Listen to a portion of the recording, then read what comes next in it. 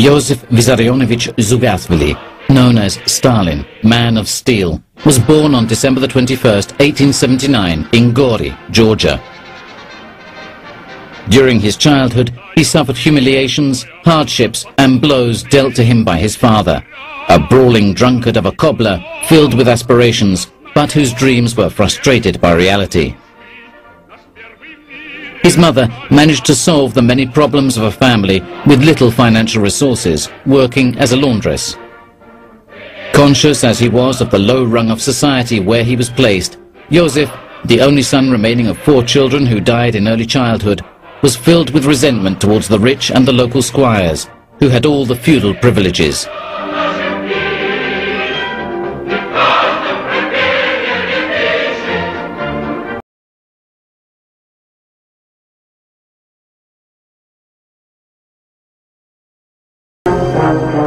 Lenin died on January the 21st, 1924.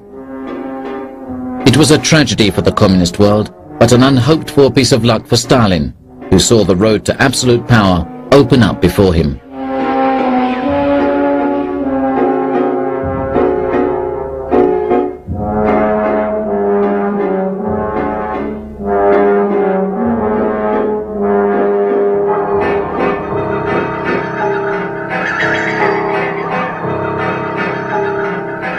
Lenin's spiritual testament contained a harsh criticism of Stalin, but the message was stifled by the fanfares that accompanied his coffin to the tomb, by the magniloquent speeches delivered by Stalin, who immediately gave vent to his thoughts about the cult of Lenin, sure that the advantage of the glorification would have fallen upon him, the pupil, the favorite.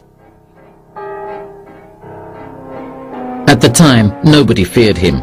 Nobody had so much insight as to predict that the rough Georgian could one day become the master.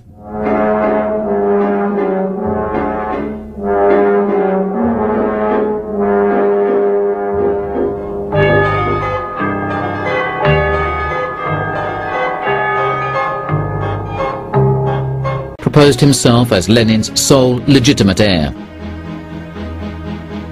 In openly taking action against Trotsky, the number 2 man of the Bolshevik Revolution, Stalin had no difficulty in directing the goodwill and support of everyone afraid of Trotsky's dominance around him.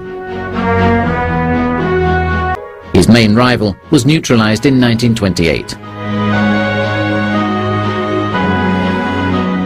Trotsky was brought to the train that was to take him into exile in shackles. Stalin started using Trotsky's name as a synonym of treason. He eliminated Trotsky's followers, calling them enemies of the state. They became the ideal scapegoat, and all of the blame could be placed on them. The country's economic collapse, the workers' revolt, and the mistakes made by a disorganized government.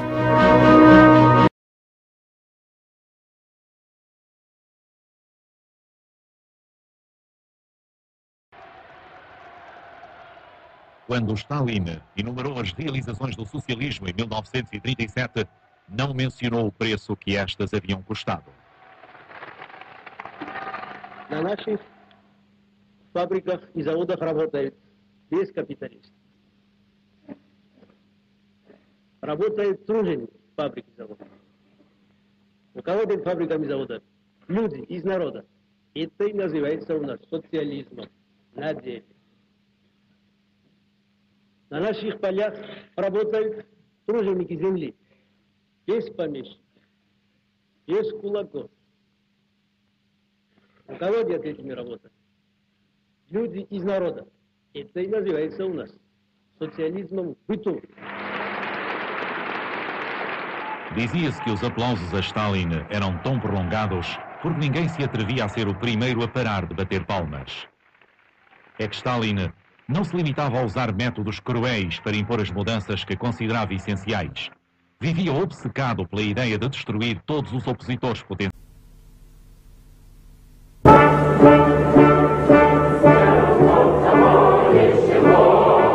Russian history opens onto the Stalin era marked by the cult of personality, by 5-year plans, and by the rapid transformation of the backward rural country into an industrial power.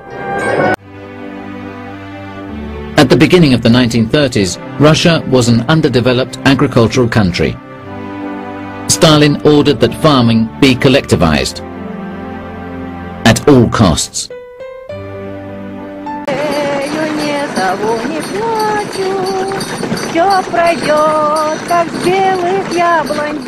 It was the author Alexander Solzhenitsyn who made the word Gulag universal as a synonym of Soviet concentration camps.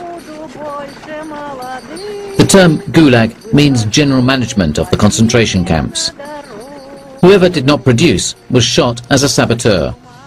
Typhoid and scurvy were endemic. The mortality rates were extremely high. Mass shootings raged. They were real reigns of horror.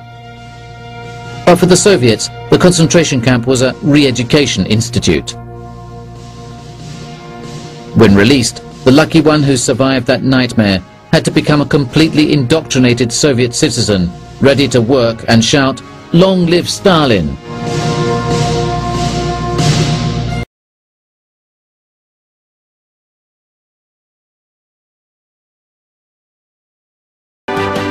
Electric power reached the entire country.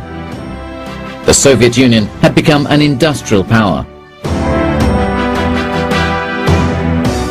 Hunger and famines had been defeated.